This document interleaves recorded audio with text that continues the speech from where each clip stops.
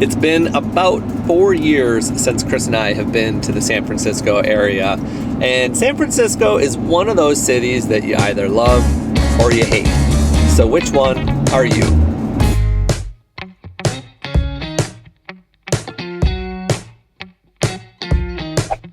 I can taste the boudin bowl now. And of course, there's traffic.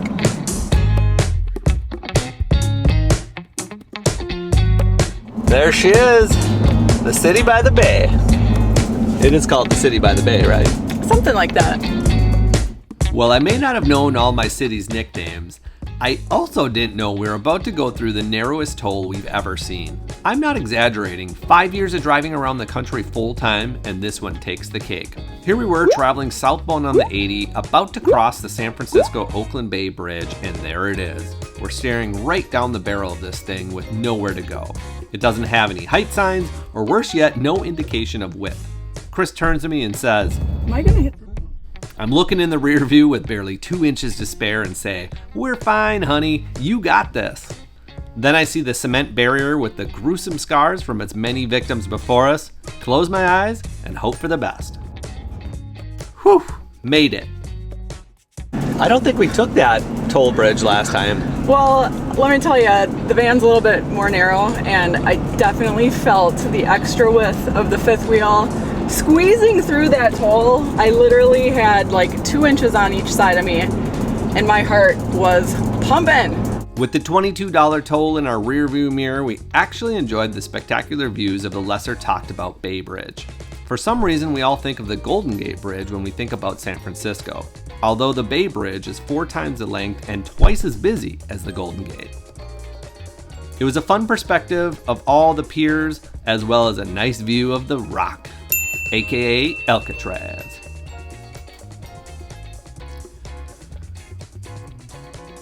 Is there a lot of homelessness in San Francisco? Yes, but we've seen worse. From here we had about a 10-mile drive to our RV park, which is actually in the city of Pacifica. So this is the Encore San Francisco RV Resort. Basically a parking lot with full hookups, but you can't beat the location. It's literally right on the Pacific Ocean, and it's only 13 miles to the Golden Gate Bridge. And it's only $20 a night with our membership. Well, here we are, home sweet home at the San Francisco RV Resort. And look at that, we can even see the ocean. We have a view. We have a water view. That's great.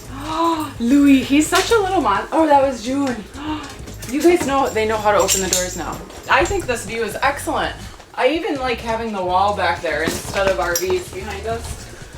Yeah, the back view isn't great, but it is better than staring at some of the other RVs, and you can see the ocean from out the back. So even if we had obstruction on this side, we'd still have a little bit of an ocean view. And I gotta say, all in all, I'm pretty happy. If you walk through that blue fence to the right there, you can actually be on the waterfront, because on here it's fenced in. Yes. So you can get a view without the fence. It's really nice, and it's nice that we're so close to it. Nice. Long 2 travel days. We're ready to settle in for our big excursion weekend in San Francisco. I am fried from driving. I think tonight it'll be good, and we're gonna get all of our plans made for what we're gonna do.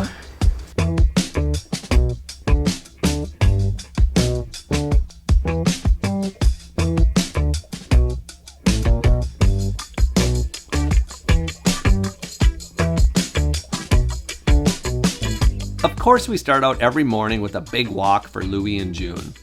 And if you see the white striped lines here, those actually used to be RV sites right on the ocean front. Unfortunately, a couple dozen feet has eroded into the water, but you can even go back on some earlier YouTube videos that show them in all their full glory. It's not a very large RV park, but there's some short Oceanside trails right next door. And Louie and June loved it. We loaded up the e-bikes in the back of the truck and we're ready to drive the quick 13 miles to the bridge. And then, oh yeah, I forgot about the traffic. Maybe it's not so quick, but it's still really close. I also want to say a quick warning of leaving valuables in your vehicle in parking lots like this. San Francisco has been known to have a high amount of vehicle break-ins the past couple years. but I also read as of late, after a new crackdown, that has been cut in half in the past 3 months. Okay, we found parking at the Battery East lot, which is just steps away from the Golden Gate Bridge, and the cost is pretty reasonable. It's $3 per hour or $10 for the day, so we're opting for the full day so that we can roam around as long as we want to. First stop is Roundhouse Cafe, which has great coffee and an even better view. The Roundhouse Cafe is a great way to start your day here because it's right next to the bridge, it's right next to the Information Welcome Center, it's next to the bathrooms, next to parking, like everything is right here. So we're gonna head up there and we're gonna get some coffee and enjoy the view.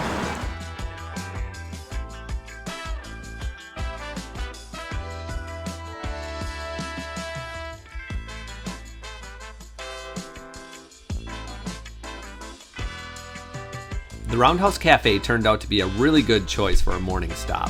First off, Look at the view. second, they had a really good selection of breakfasty type items like drinks, sandwiches, lots of pastries, and baked goods. Of course, they had every type of coffee drink too.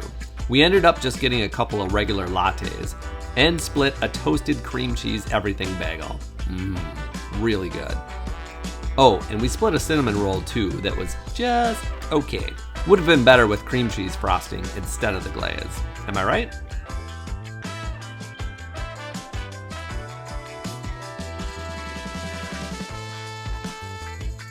If you only had a few hours in San Francisco, you should definitely spend it around the Golden Gate. They have a lot of fun interactive displays that are supposed to teach you a little bit about how suspension bridges work, but I'm not sure Chris was working them right.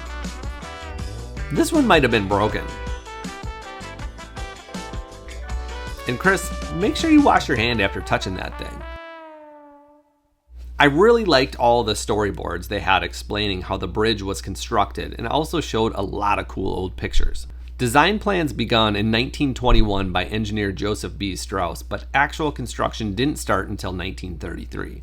By the time it was finished an impressive 4 years later, it was the longest and tallest suspension bridge in the world, a record it held for many decades to come. Well, it sure was fun to read all about the bridge and learn about it, but I'm just dying to get on it. So let's get our bikes and go take a little ride to the other side.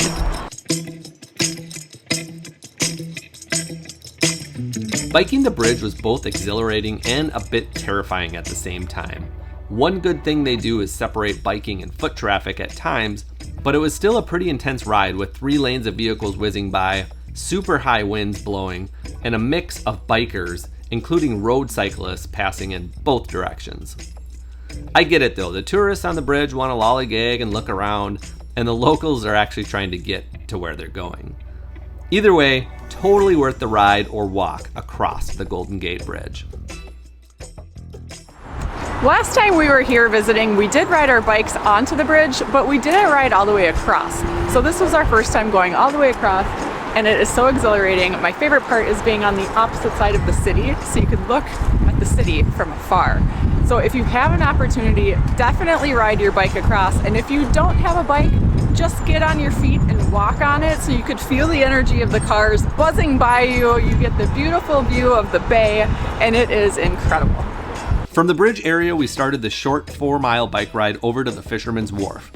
On the way, you get beautiful views of the Golden Gate from local and tourist favorites like Crissy Field, a restored 100-acre U.S. Army airfield, the Fort Mason Great Meadow, which has military origins dating back to the Civil War, and the Aquatic Park Cove.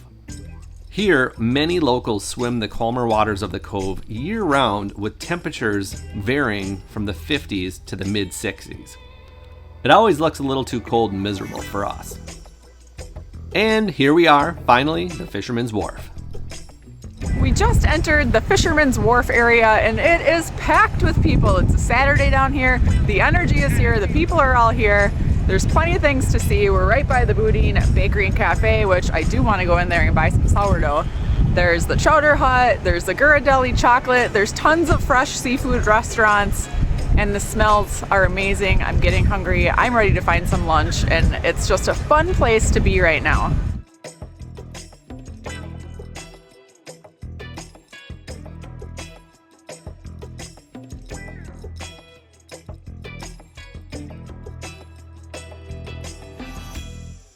We chose Pier 39 to wander around and find a nice little seafood restaurant for lunch. A popular and positively reviewed Fog Harbor Fish House looked like it would fit the bill for what we wanted. My prereqs for a good restaurant are a nice patio, or in this case, a great window view, while Chris is more focused on the quality of the food. So this one worked out to be a win-win for both of us. Coming to San Francisco, the number one thing you need to do is get clam chowder with the sourdough bread. And we have the rolls, and it looks delicious.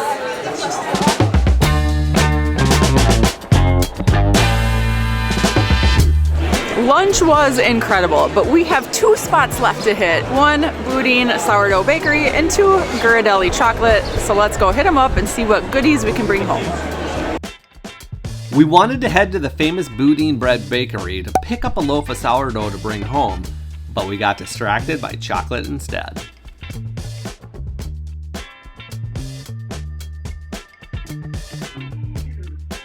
Chris and I have never been to the historic Ghirardelli Square, and it was about time for us to see what all the fuss was about, because it was certainly popular. First thing we both noticed was how fun and festive it was at the fountain center of the square. I caught Chris saying something here, but it was recorded in slow motion without sound.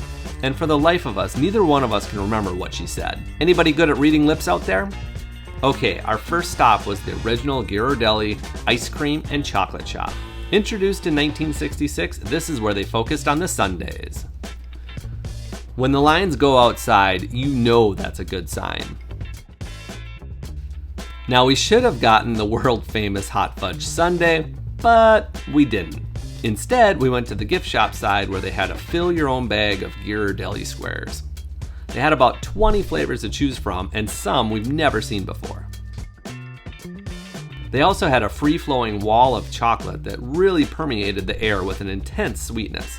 And right beside that was an interesting display of some of their antique chocolate making equipment.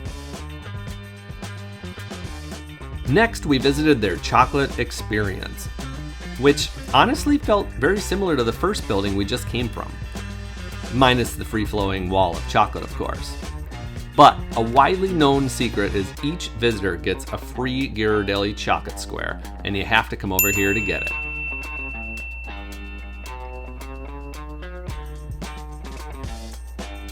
And I also had to sit down and watch them make the waffle cones. Pretty satisfying to see. The square was a really fun stop, and this is another place you could spend a few hours. Besides the chocolate, there's also a number of stores, restaurants, and even a brewery there. Well, that's the end of our fun day out in San Francisco as we head back to the pups in the RV. We really appreciate you all watching a day in the big city. And now back to that question at the beginning. Do you love it or do you hate it? Thanks for watching, and we'll see you on the next video. I want to lick the wall.